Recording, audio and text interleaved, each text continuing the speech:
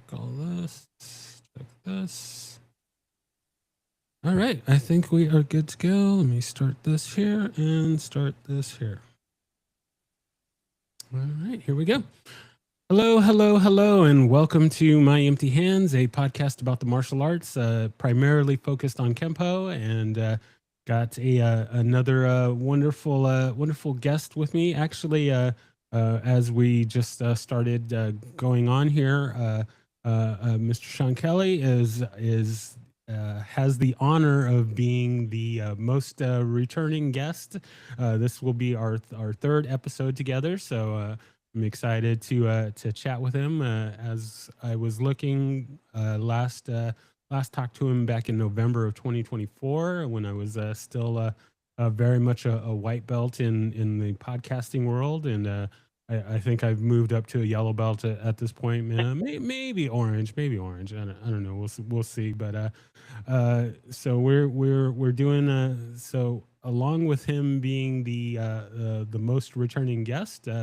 This is also the first official live episode.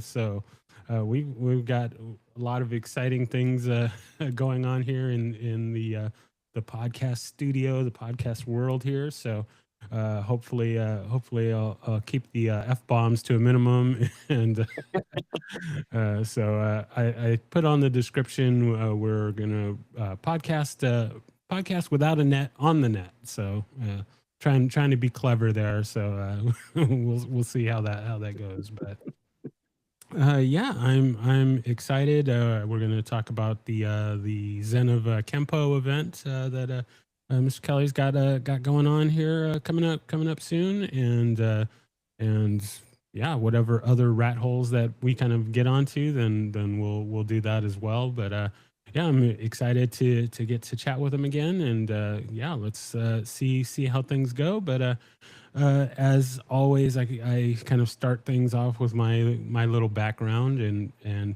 it's been quite a upgrade since we last chatted. So in addition to American Kempo, I now train in Hapkido, Brazilian Jiu Jitsu, Muay Thai, and still do some capoeira when I can.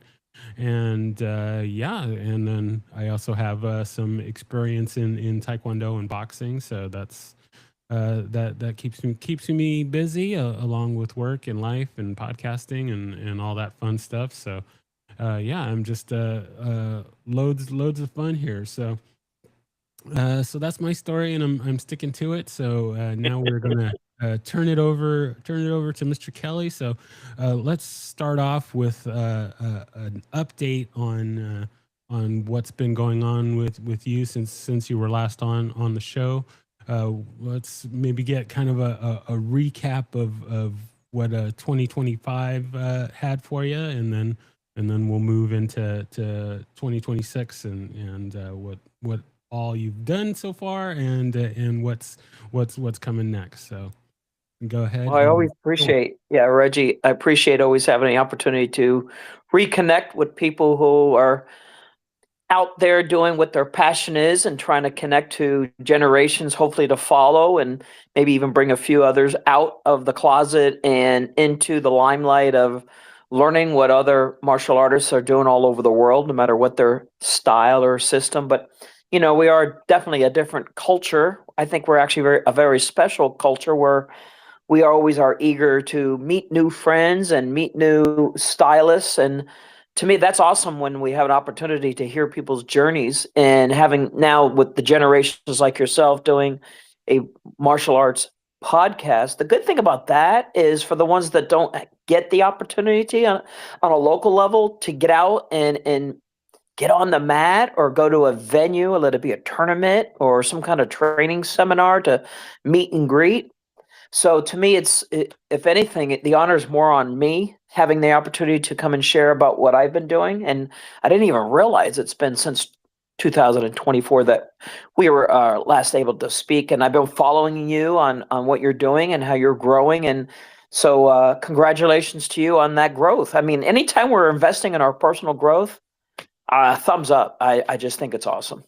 Yeah, no, thank you so much. No, this doing this show has been I've reaped so much more than I ever intended. I mean, it would be nice to have a gazillion followers versus the dozens or so that I have now. And but uh, I've I ever since day one, it's just been interesting to get the stories and get to talk to people. And as I have said before, or well, I guess I've said offline to many of my guests that when I started the show, I figured, okay, well, I'm going to talk to a few people that I know and stuff, and maybe I'll get to talk to my old instructor and that sort of thing, and maybe once in a while I'll get lucky and I'll get some kind of big name to be on. And when I put out the call to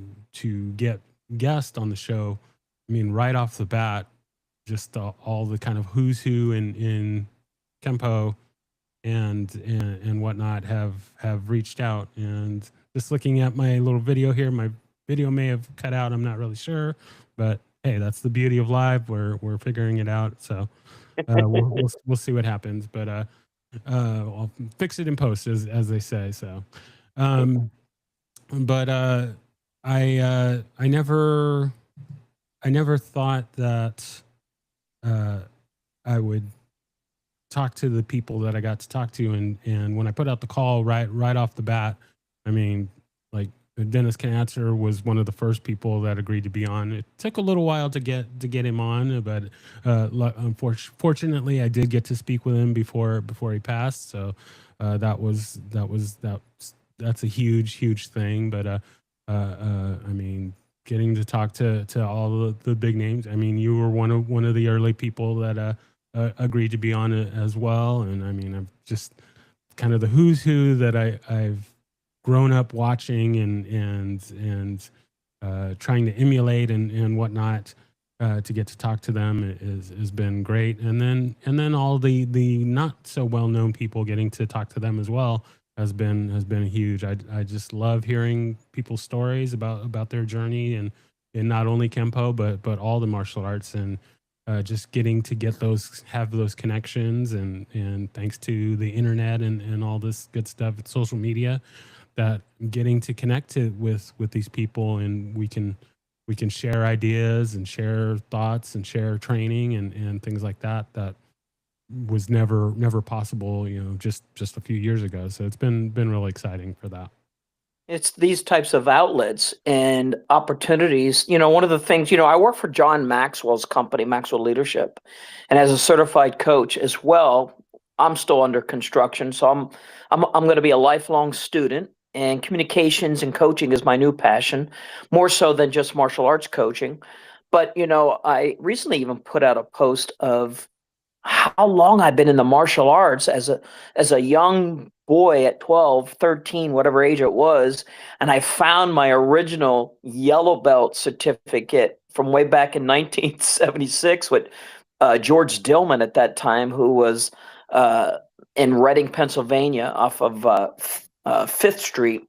He had his studio was like 2 blocks away from where my father had an office, and that's how I got connected with him for about a year or so.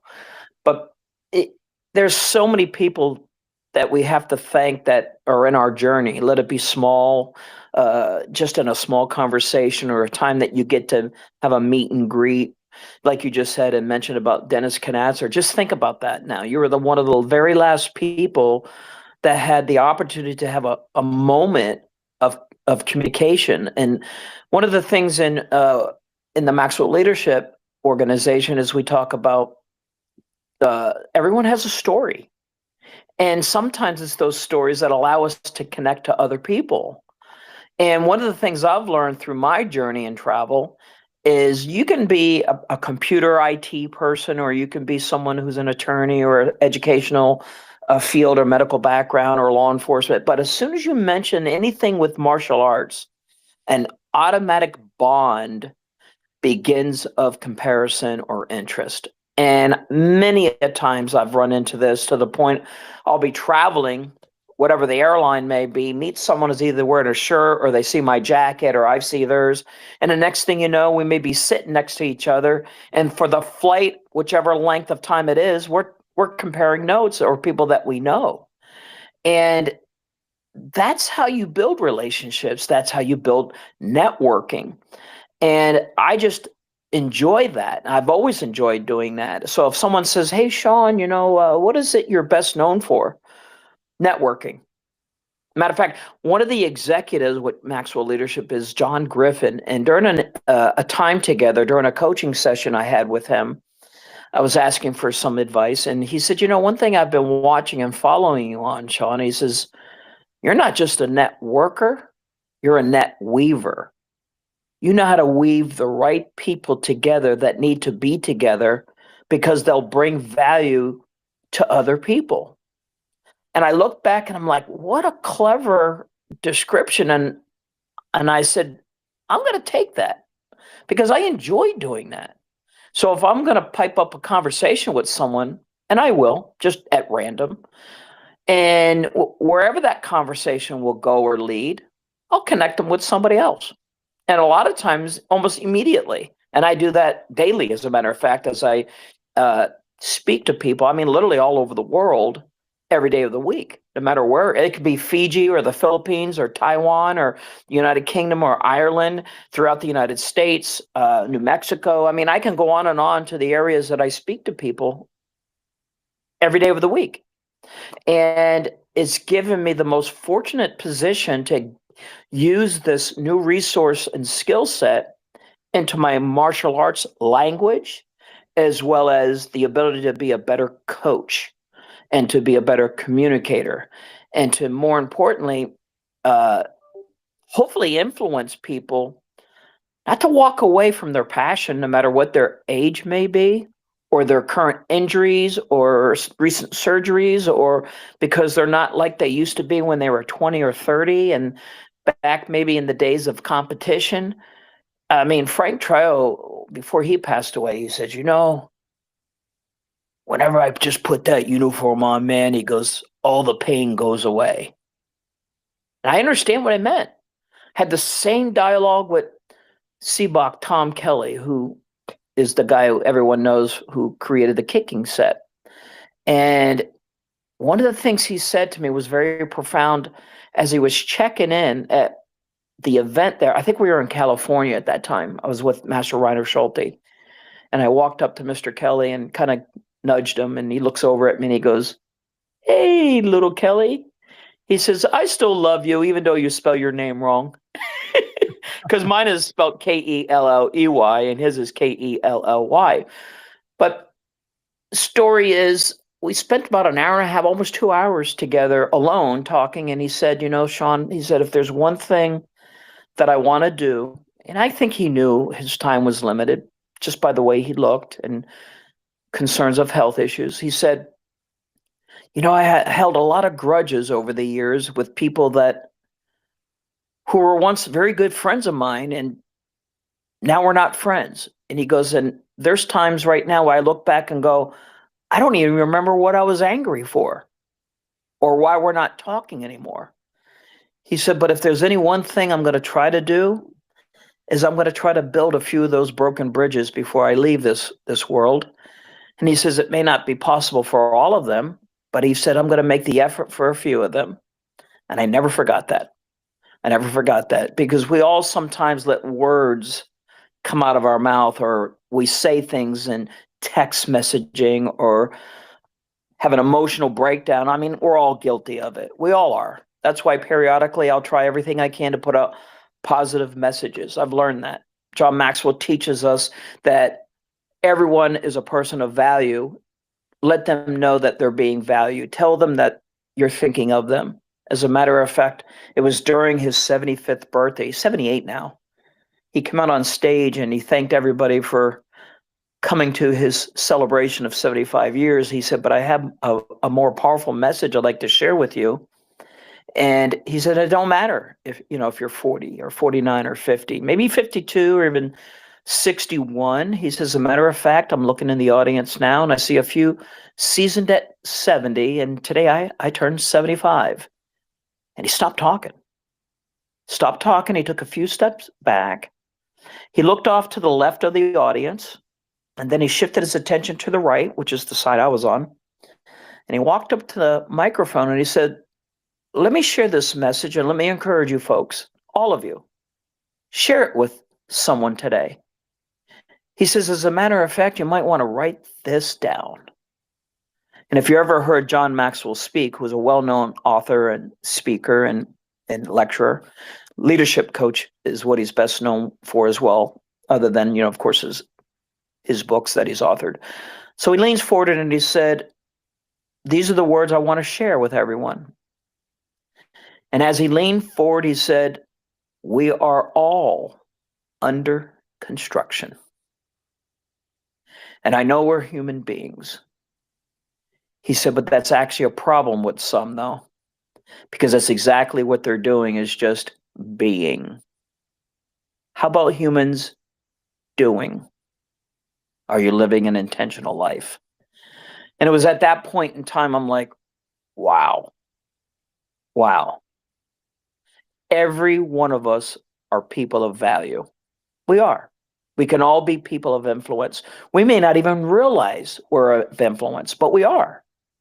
So if you're in the martial arts, if you're a coach, if you're an instructor, you're a sensei or a mat, whatever your title is, and that's one thing I'm not really on to is Master Sean. I like to be called Coach Shaw. I like the word coach because everyone knows that a coach, for example, in my definition is I'm not going to be the guy pushing from behind, or I'm not going to be the person pulling you from the front, but you can assure yourself that I'll be standing there side by side you until you meet that destination. That's a coach. And we're always going to be there for people to lean on. We'll always be that pillar of hope. And I will personally always go out of my way, go the extra mile to help that person back onto the mat. And I've done it at my Zen of Kempo, which is one of the things now that's become a major focal point for many people coming back into the arts, putting their uniforms back on and feeling valued, maybe a little slower. But now there's a point in time, I got people in their 50s, 60s, and 70s that travel extensively just to attend, almost like a New Year's start. We have enough division, we have enough violence, we have enough faith bashing and sorrow and worry. As a matter of fact, that was another thing what John Maxwell, he was saying during that very same conversation. He said, I know everybody uses social media as their place to go and it's the new trend. He said, but do we really need more propaganda? So let me encourage you this, he said, as a matter of fact, second bar note, starting Monday, why don't you say this in your social media platforms? For example, good morning, Reggie. Hello, Sean and Tom and Larry, Jocelyn and Mark. I know it's been a while since we haven't even spoken or even seen each other or been in the same room. I just wanted to let you know that you're on my mind. Watch what happens when you put those types of things out on our social media platforms, because negative is whatever you wanted to read into it. And I got into the martial arts as a young boy, and I'm 63 now. And I still have the same passion, desire, and I'll extend my hand, and I love to learn new things. My new thing is just learning how to be a better communicator to my audience, because I do travel outside the country, and to be able to use the martial arts as taught to me by my mentors. And I have an abundance of mentors over 50 years now, I should say. To watch people like Bill Wallace, Superfoot Wallace at age 80, still get out there like he's phenomenal. 2 hip replacements and he's still doing splits. Oh, yeah. Reiner Schultes he's in his 80s and still comes, and gets on the floor and proceeds to show us a thing or two. That just allows people like myself to look forward to tomorrow never having to retire the uniform, And if you're going to coach, get on the mat, put on your gi, take a break when you need it, right? So what if you can't keep up with the young kids? Maybe you can assist them. Maybe you can guide them. Maybe you can give them a few words of wisdom. Break bread and tell some stories that they never heard, because that's like what you're doing right now. This is what people want to listen to. This is what they want to go, wow, Reggie had Dennis Knatzer on there, or all the other people in that library that you're now building on. You may not be the best podcast guy, but you know something, you're going to be better than you were last year when we spoke. I hope I'm going to be better at talking and communicating, connecting a year from now. Or the very fact that my compassion now more than anything is to make qualified master instructors, because that was the one thing I noticed in the world, is that there's a lot of amateurs. We're one of the only studies or disciplines where you become so-called professional just as soon as you put the belt on. But in boxing and every other art, wrestling and baseball and anything, you got to be an amateur before a professional. So I think professionalism is out there, and it needs to improve. So does communication. So does the desire. And and teach black belts how to be one. Teach them the etiquettes and the protocols. And come on the Reggie show and tell your story. Be grateful and humble. And instead of fighting each other, I mean, I never got that story. I don't understand that. But there are people who are like that, and maybe they're going through bad weather in the brain or something, or in their heart. Some maybe they're maybe broken. That's it. If they get a mentor, a lot of this can be dealt with. Just because you're older doesn't mean you don't need a mentor. So even John Maxwell, who's famous in the field, has blatantly said, coaches need coaches. We're all under construction. Yeah, no, very, very well said. There's so many things. I mean, definitely having that professionalism, having the nice, well, I guess not. I mean, yes, you should definitely be nice. As Patrick Swayze, famous famous philosopher. Be nice until you don't have to be nice. And how do I know when not to be nice? Like he said, I'll tell you when. Exactly. He was the mentor. Exactly. But yeah, I agree. There should definitely be less about this fighting of who taught who, or who has whatever rank or whatever. Yeah. It should be more about promoting the art, or promoting the arts, and connecting with people, and learning and growing together, versus this who did what or who said what. And I admit I've gotten caught up in some of that nonsense as well. I'm not above it. I try and stay away from it, but there's sometimes I fall off the wagon a bit. And we're all guilty. We're human beings. We will make errors, but at the end of the day, what will put everyone in check is when we hear about another passing, like recently with Master Joe Palazzo, who was a great guy. He was fun to be around. I've known Joe since 1978. Here we got Dennis Knatzer, Steve LeBounty, Frank Trejo, right? I mean, how many more? I mean, there's gotten to the point that every one of them I knew on a personal basis, and I look back, sometimes it even comes up in my Facebook with a memory of us being together at an event and all of us standing side by side, or breaking bread together, or being at a tournament maybe, or at a seminar. And I'm like, guys, if the next generation, your generation, my friend, would take on the leadership role. And I think if you're going to be a master, then master your craft like Ed Parker did. Not only did he produce quality, instructors, the ones that were able to instruct very well, many of them got better through the years. As a matter of fact, if you look at it, even some of the old footage of the 60s and 70s, many of them, they looked terrible maybe, but they were tough warriors though. But on the level of communicating to pass on that torch to the students, we assumed the seat that once we got a black belt, that we were also automatically a qualified teacher. Mr. Greg Silva, Master Silva, who owned what's called United Professionals Consulting, he said it a long time ago, and it was back in the late '80s, early '90s, and we were at one of the meetings for martial arts, professional, and he says, being a black belt is one thing, but you're a white belt when it comes to business. It's a whole new world. Being able to have student retention, which is a big issue even still to this day, branding now, or furthermore, you don't have all the answers. So who are you going to?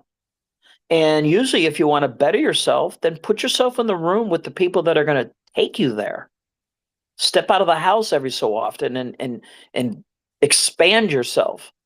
Kempo is a lifestyle. It's not an overnight quick fix.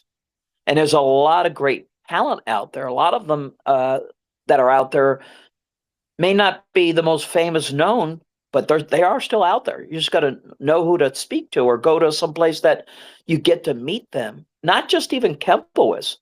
Every style and system is excellent to learn from. We talk about MMA. This has been around forever. It's just MMA is the new brand sport seen on pay-per-view. So when it comes to mixed martial arts, quite honestly, the Americans have been doing it forever. Everybody's been mixing their art. So it's not like you're going to, and I hear this all the time about evolving. Well, that's a blanket statement, because I guarantee you, Reggie, 10 years from now, you're going to have the same two hands and same 2 feet that you did now.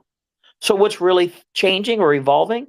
How you think, how you act, how you communicate, and how your name fits in the community you're supposed to be serving or be a part of. It's called a reputation. On and off the mat, that's a valuable asset.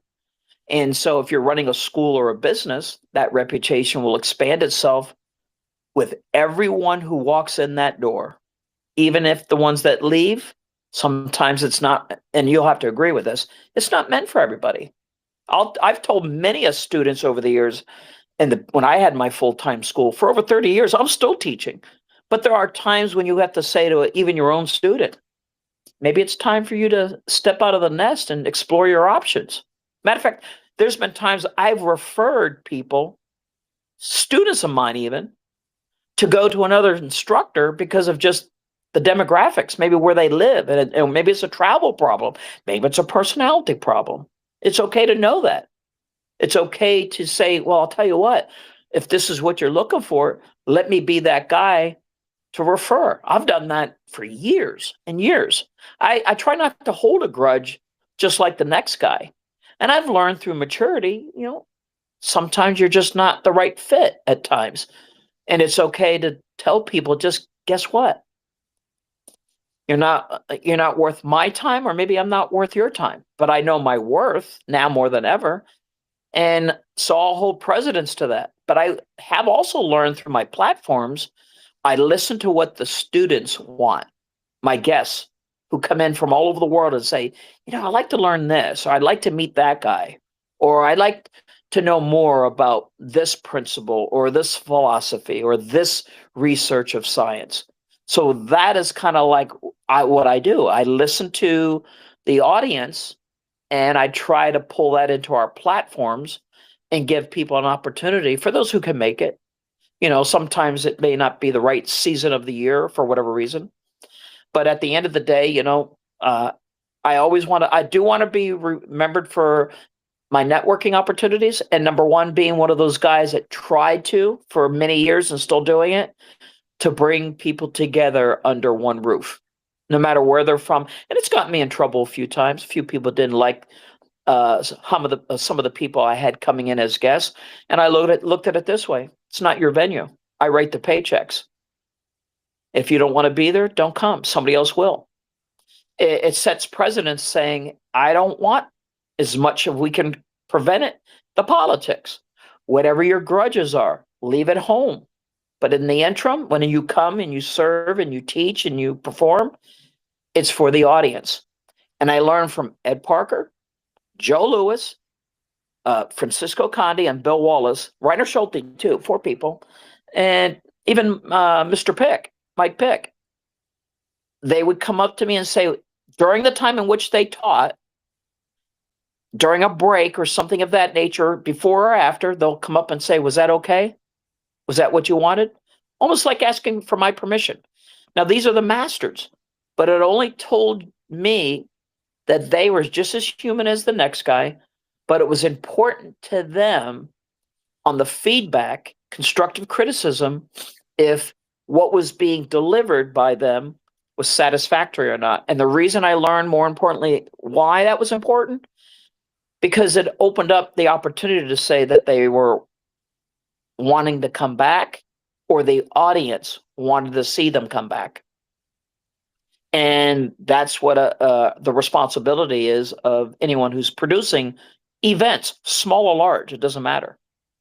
And I listen to that. And I learn from it, as a matter of fact. Very nice, very nice, very nice. So let's see. There's couple of directions I want to go, and I'm also kind of looking at the time. That's one of the things that I love about talking with people is, especially people like yourself, is that like time flies as we're going through, and as much as I'd love a 12-hour show, we can't do that. But let's go ahead, and since we'll make sure that we get to the main event here. So let's transition to talking about the Zen of Kempo event. So my apologies that I am not up on this. So you'll be educating me. So let's go back to when did the first seeds of this event come up for you, and when did it start? And let's talk about the beginnings of it, and then we'll move towards the upcoming event. Well, it actually started through a conversation. It was myself, Coach Jocelyn Gonzalez, Reiner Schulte. The three of us were always talking about what would be something new to kick off a year with. And I had said to them, I think I would really like to start a new platform gearing the venue toward people seasoned, over 50, maybe over 40, 50, 60, whatever, to give them a platform where it's paced at what they're capable of, one, or to give them what I call a second chance in coming back into their passion by me creating a platform. And I was in great conversation with Lisa Himes, who was Joe Himes' wife before she passed away, which ironically was just 2 weeks after our last event that we had with her. She had passed, but she came as a guest, spoke about her husband's book, Zen of Martial Arts. And she and Coach Jocelyn Gonzalez connected so well. And what we started to do was talk about black belt leadership, what it really means, not only to be a black belt, but to set your passion and goal for that, but to remind people what it stands for by coming and listening to people talk about their journey. And they're now either professors or master instructors themselves, sharing their individual styles that they've mastered or still are, but what is their values? What is their interpretations? And I did that, and I believe the first one we did, and forgive me for not remembering dates, but 2017 or 18, I'm thinking around 2018 is when the very first was kicked off. So that's going on now 8 years, because the next one's coming up in February, the 20th through the 22nd, here in South Florida.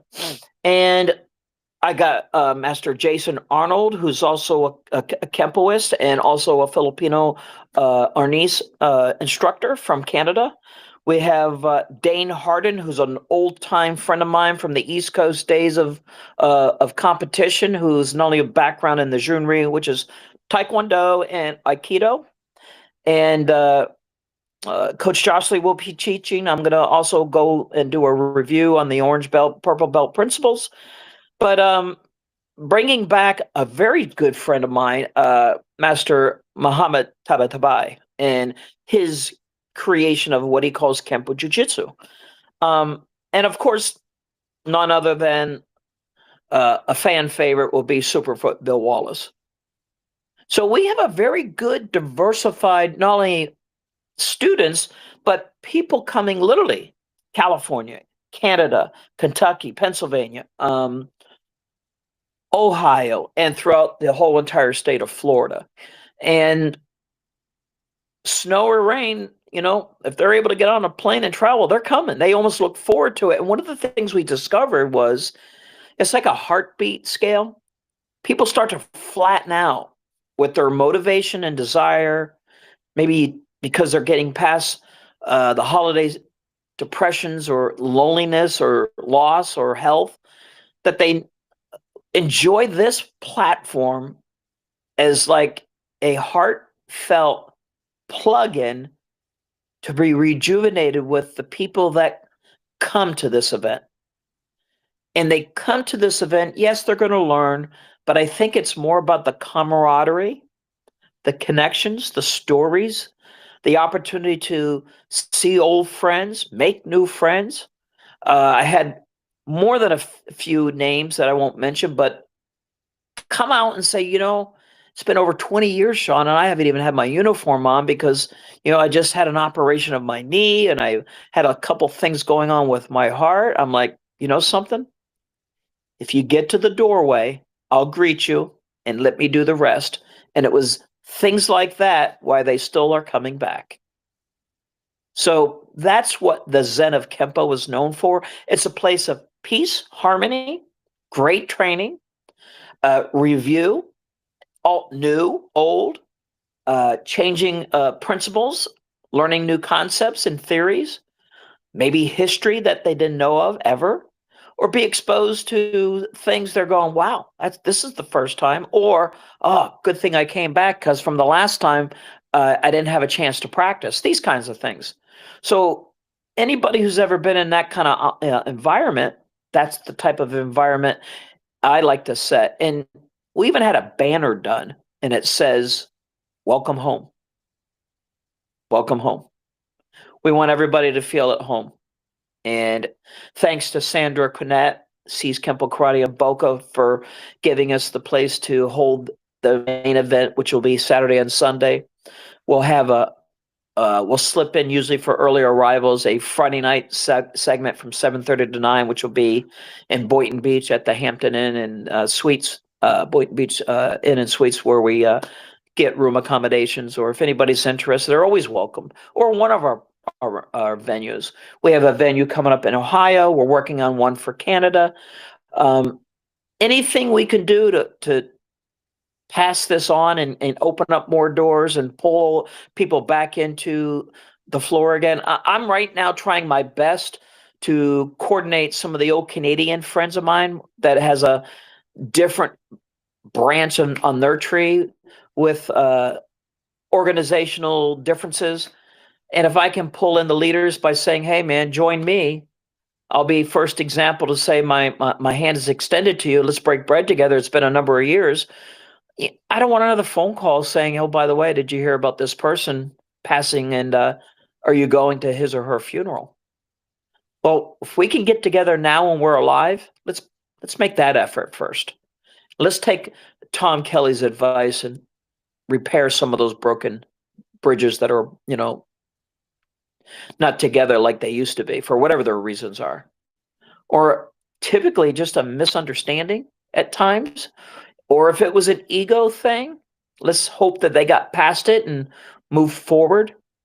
And funny thing is, a lot of people all over the world, many of the people that I'm talking about, they were in the same room or maybe in the same school or class together up and coming, and something happened down within the journey road.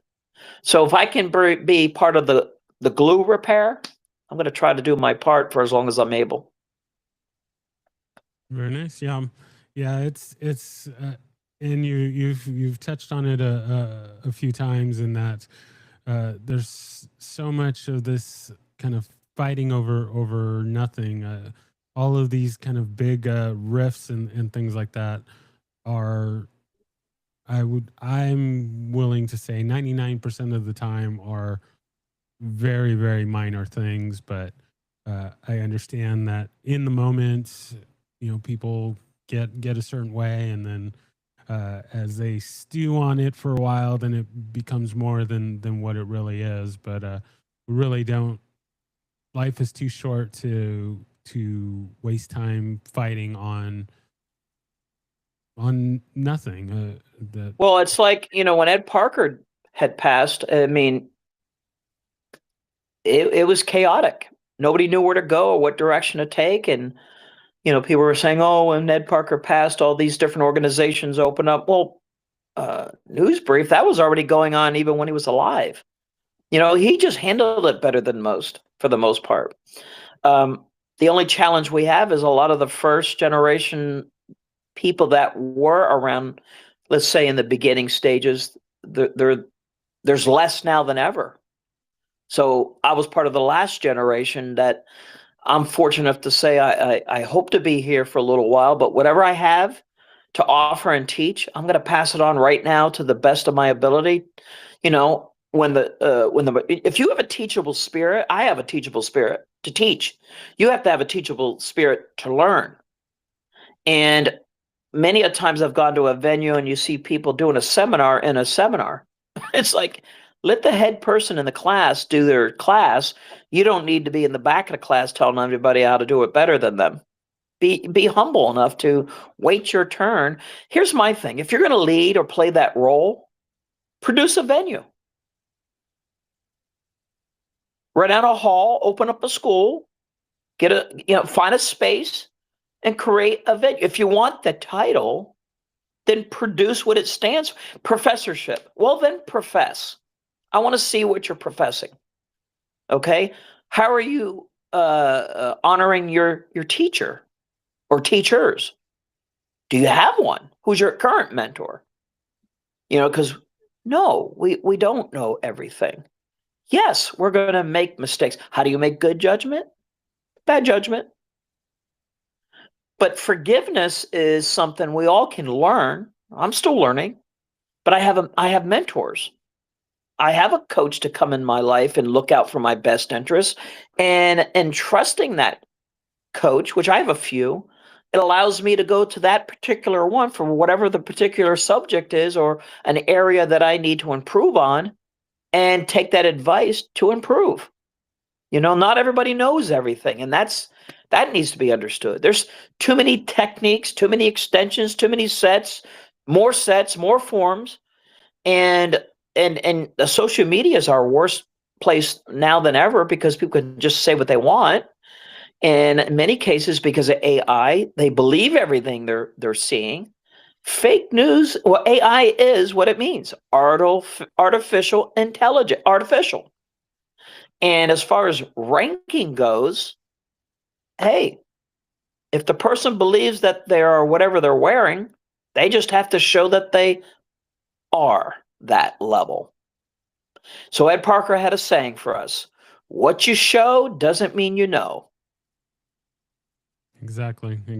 Yeah, I was speaking with another guest recently, and we were kind of talking about that sort of thing, and it's crazy to me that there are people out there that will accept a particular rank, and yet they not even keeping it to just whether or not they can perform those things, because that's kind of irrelevant. Kind of side a side thought here is somebody was telling me about, I believe it was Angela Collado was telling me that Frank Trejo taught him Form 4 while he was in a wheelchair and had his health issues, but still was able to teach him the form. He couldn't do it himself at that point, but he was still able to impart that knowledge. And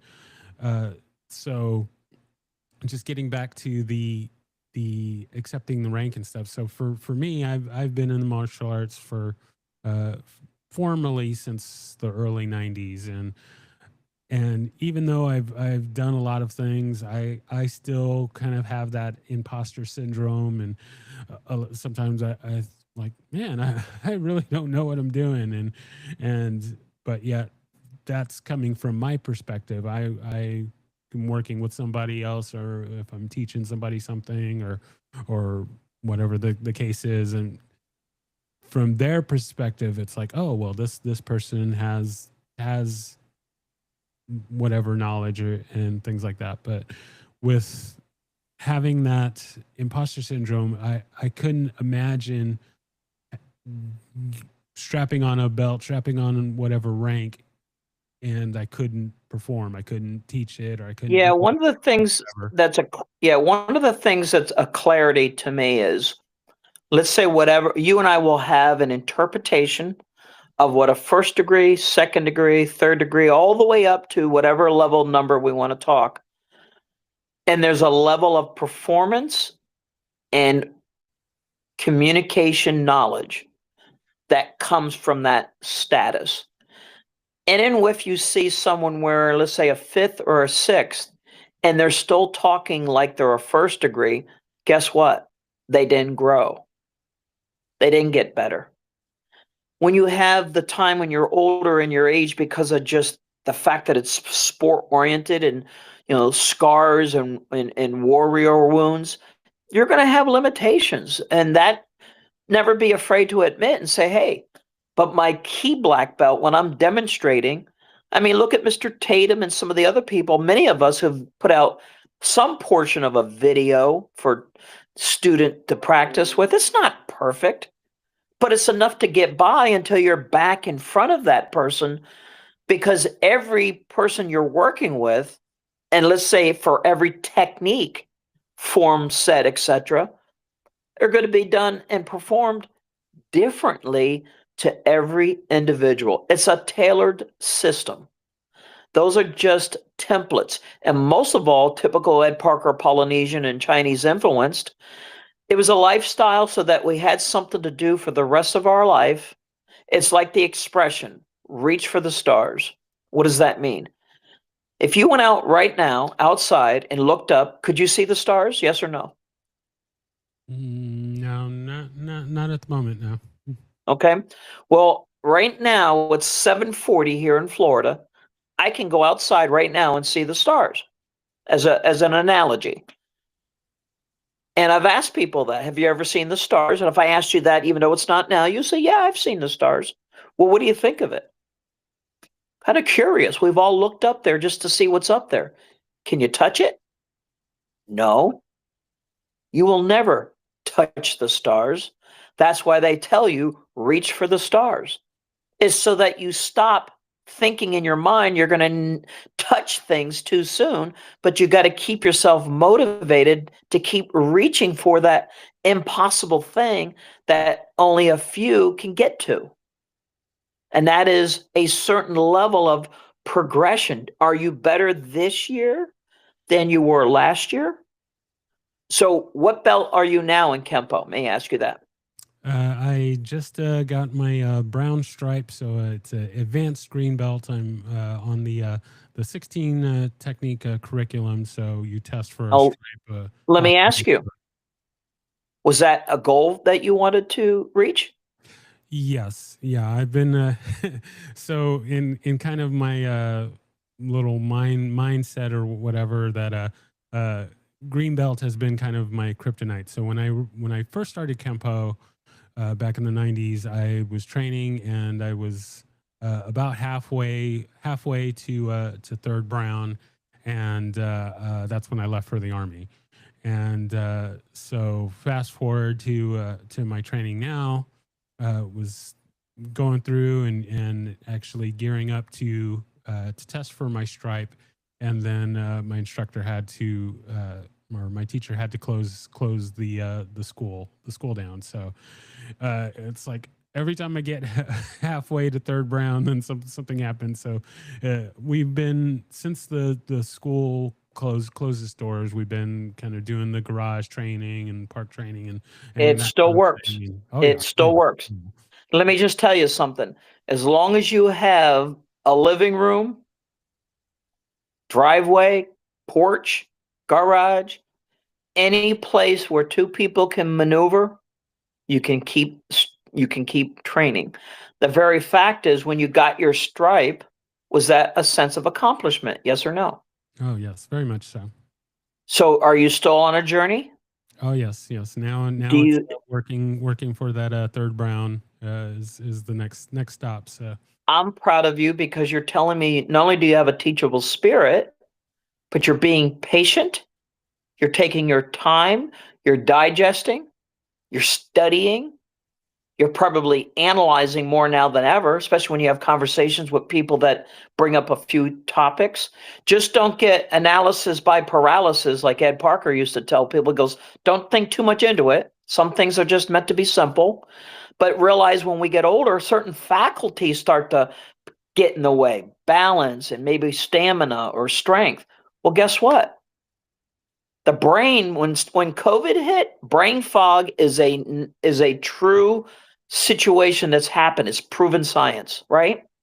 Well, in the Kempo system, we're made to think. You got to remember sequences.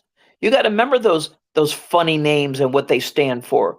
You got to remember to move your body to do the kicking set. Even if somebody goes, "Well, I don't have great flexibility." Well, now you have to get that, don't you? If you want to kick this high, you got to work that high.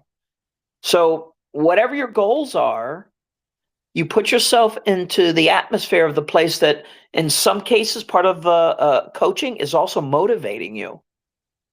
So, many people teach and they'll definitely point out right upon arrival all your wrongdoings, your toe isn't this direction, your knee is not bent, all the negativity to the point you can negative someone right out of the room versus did you happen to notice anything good that I did? So the reverse psychology of that is I'm going to find your strengths. I'm going to celebrate your wins. And I'm going to say, congratulations, Reggie. You got your stripe because the last time I spoke to you, you were just getting back in that direction. So guess what? You did exactly what you said you were going to do in 2024. And now we're going into 2026. So what does that mean? You're a person of influence. Keep leading, my brother. thank you, thank you, thank you, thank you. All right, let's see. I'm looking at our time. We're gonna go over our kind of my normal time frame. I hope can keep you for a little bit longer and not monopolize your time too much. But I want to make sure I get to a couple of things here before we wrap up our time here. So I've been asking my guests since there isn't, and you kind of touched on this a little bit a few times today, but I've been asking my guests since there isn't a universal standard about what it means to be a black belt, what it means to earn a black belt, what entails in I guess being worthy of a black belt after you've earned it. I've decided to start asking my guests about what their thoughts are surrounding the coveted black belt.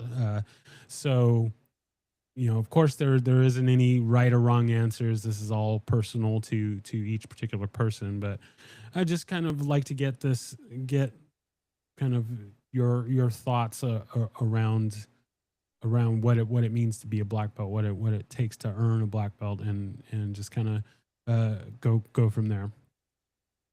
There's a couple answers to that.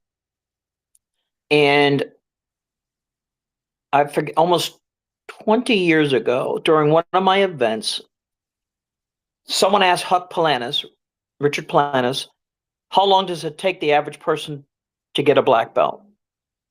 And without hesitation, he said, average people don't get black belts. It's the other people who do. Now, we've all heard that. But the same thing applies on the receiving part. Only 2 times in my career have I refused a rank. One was at my 5th degree and one was at my 9th with my own personal reasons. Part of that reason is integrity. And the way I remember all rank, I'll say this, in 1995, I refused a 5th degree promotion by an organization and by the president, because at that time I said, was my instructor that I'm currently under notified of this that you're trying to bestow upon me? And they said, well, no, he doesn't know this. We had a meeting this morning and everyone brought up about, why isn't Sean Kelly a 5th degree by now, and so forth. And I simply said this. First of all, I said, I never chased rank, never have. And the last rank I got at that time was in 1990 by Ed Parker himself. I got the large certificate. Both sides of the certificate are personally signed, not stamped, signed by Ed Parker. Does that qualify me as being maybe a first-generation black belt? I don't know.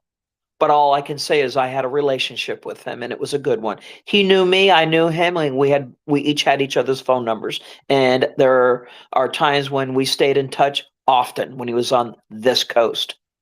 The other part about it is, I always say this, and this at 63 years old, whoever your teacher is, whoever your mentors are, they are the ones who decide for you, not you. Which means when that time comes up for any level of progression of rank, if that's the term we want to use, it is those people who know you from the beginning and you built a relationship with them, that decision comes up. So recently, I was passed on and bestowed upon that level of 10th degree by Master Reiner Schulte along with Bill Wallace. Now that was a torch to carry, a responsibility brought upon me. And what I did at that point in time is, because I'm the president of the CKF, the Chinese Karate Federation, in our organization, from 5th degree and higher, we've reversed the colors of the belt. It's red with the black, not black with the red. And for a lot of reasons, I didn't want to be like any other organization. I'm never going to be an Ed Parker. There was only one, no more than the mentors that I've been taught by. There's only one of them. We are all one of ourselves. But what I learned was, if you think you're in the top of the class, you're in the wrong class. And I'll never have that opinion of, I know it all. If I knew it all, I wouldn't be needing to keep doing it then. I learned from my own students with their creative minds. Some people are just smarter than others. When it comes to the DNA of Kempo, I've got it down pretty good, because I went on the journey extensively, especially after Ed Parker passed. I went on an extensive travel campaign and got to know who's who in the zoo. And that's one of the reasons why I launched what was well known for over 30 years, what was called the Florida Kempo camps.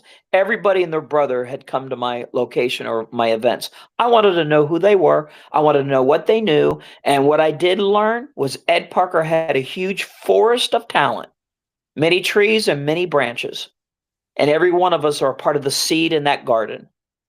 But when it comes to ranking goes, people will always judge you. That's just the way they are. There's more judge than there are jury, for example, on our what I call the computer warriors. And funny enough, they're just as fake as the AI that we talk about. Why? They have nothing good to say for the most part. You'll never see them in the public. They're never going to produce an event. They're never going to talk about the white belt they brought up from beginner to black. I'd like to see more so-called masters talk about the new professors they have produced, or the seminar that they've been putting on for an extensive amount of times. People like Brian Duffy. Here's a guy that's still doing it. Brian Hawkins, Steve Cooper, Manny Reyes Sr., Paul Mills, Matt Snell. These are people over in UK. Peter Taz with his, as you know, has a great podcast. And a lot of other people who are running opportunities for people to train. Sabora Chan's group, Gilbert Velez, Norman Sandler, Doreen, all these people that I know over the years. And hopefully it will expand with new generations that will go, you know something? In behalf of the legacy and paying homage to my lineage, my teachers, either that they're here now still living or gone, I know the standards that they would want me to present is exactly how it was shared with me. Not so much liquid watered down or give away because you need the money. because then you're just scarring your reputation or the community in which we're involved with. You could be guilty by association. So as far as rank goes, hey, if you think you are, you are.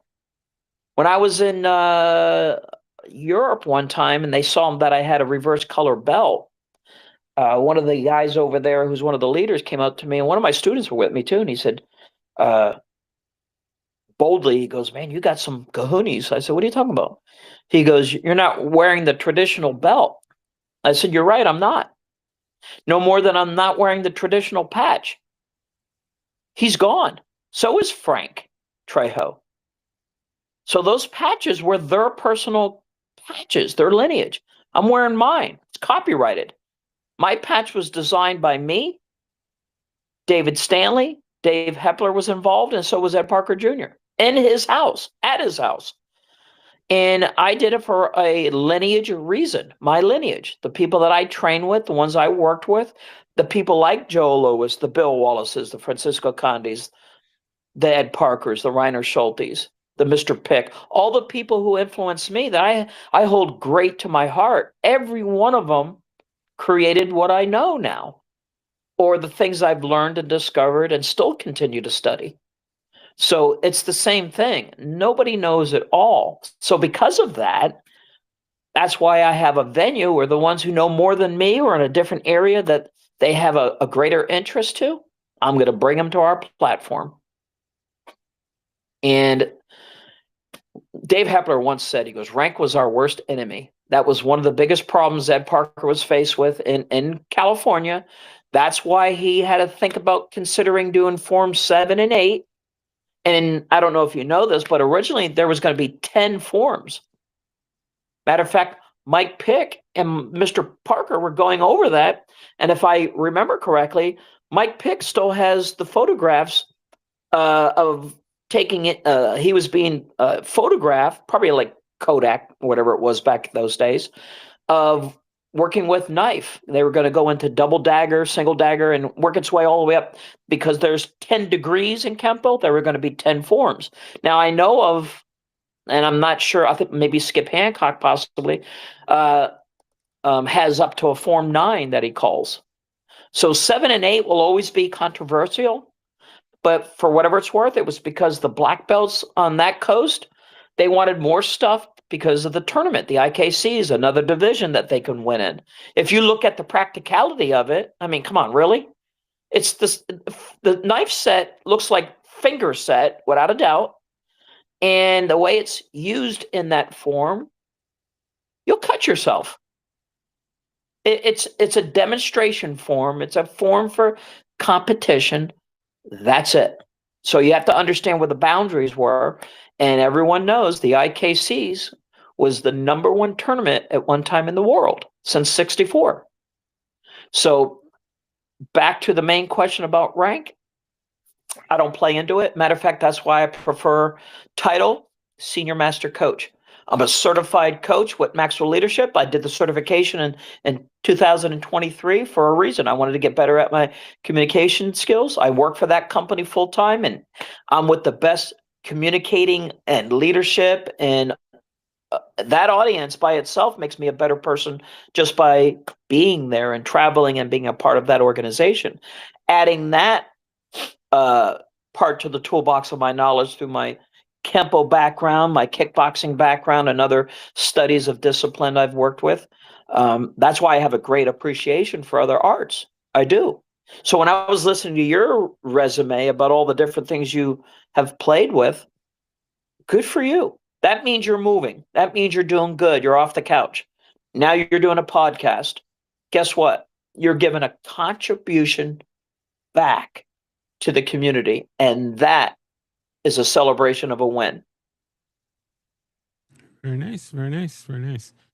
All right, so we are going to go ahead and go into our lightning round here. I didn't listen to our previous episodes before having you on here, but I'm pretty sure I had these kind of wrap up questions for you, or at least some of them. So we're gonna see if your answers change from a couple of years ago here. So First question being, do you have a favorite technique? I don't. I have a series of techniques that I can use in my arsenal. And because there's what, 154 plus, I can, depending on the situation, I don't do that anymore, picking my favorite. I'm not the five swords guy. I'm not the let's do leaping crane, or everyone says everything's in delayed sword. So I'm not going to be that guy. Um, my best technique, you and I are doing it right now. We're smiling. I like it. Because smiles go miles, and if we can do a technique without having to do a technique, that's the technique, is bringing a smile to another friend. And you and I have become friends for now, what, 2 years? Yeah, yeah, yep, yep. I like it. I like it. Great answer. Great answer. All right. Next question. Do you have a favorite form and or set? My favorite form is Form 6. I just like everything about it. As far as the sets are concerned, I've actually created a set for seniors, by the way. It's a CKF black belt set, and it's broken down called 654 321. I teach it in 2 parts. It's the first technique in all the forms from 6 down to 1, and then I attach the stance set 2 as part of the finishing of it. Why? I did it for my senior crowd who needed something to use, not only for the memory of it, but for the motion and movement of it, and to allow them to feel still adequately capable by using this form or set, or whatever you want to call it. We call it the CKF senior set, for something to look forward to because of just good motion and movement and stability, balance, breath, memory, the dexterity, the coordination, agility. And so that's my favorite current set, is this one I've developed as a thesis for people that are senior citizens. Very nice. Very nice. I like it. All right. Next question. Do you have a favorite weapon? Weapon of choice. You know something? When I was up and coming, because of Bruce Lee back in the day, nunchuck was my first weapon of choice. I like both stick and knife, okay? But because I'm also a security officer, gun training obviously is something I'm always interested to listen to people who have greater skill than I do. And we have people in our organization, and through people like Mike Pick and a few others, like Michael Azarias, we got guys that are not only SWAT team tactical, like Tim Bulot and a few others, but I really have taken a passion toward knife work. So I like to work with people, or watch people that are either combatively or through the Filipino aspect of it. Very nice. Very nice. Very nice. All right. Final question is always a fun one. If there's anyone that you could train with, living or dead, fictional or non-fictional, besides Ed Parker, who would that be? Well, who would that be that I'd like to train with? And it can be anyone that's ever existed, whether they be real or not. It can be people you've already trained with. Anybody is fair game except for Ed Parker, because this is Ken Post show, so obviously everyone's going to say Ed Parker. Yeah. I got to tell you, I've been fortunate to train with so many of them. If you look at the journey, half the people that are in that journey I've either been with, trained with, talked to, communicated with, traveled with. No, I don't. I think that if I had the choice again and again, Joe Louis was someone that I admired, but Frank Trejo and I had a special relationship. So if there's somebody who I miss for a lot of reasons from a personal perspective, I got to say I miss Frank. I do miss Frank Trejo. And if he was around, we'd be training more often together. Yes, he'd be someone that I would be, knocking on his door, reaching out to him, or he'd be in Florida here with me. Very nice. Very nice. Very nice. All right.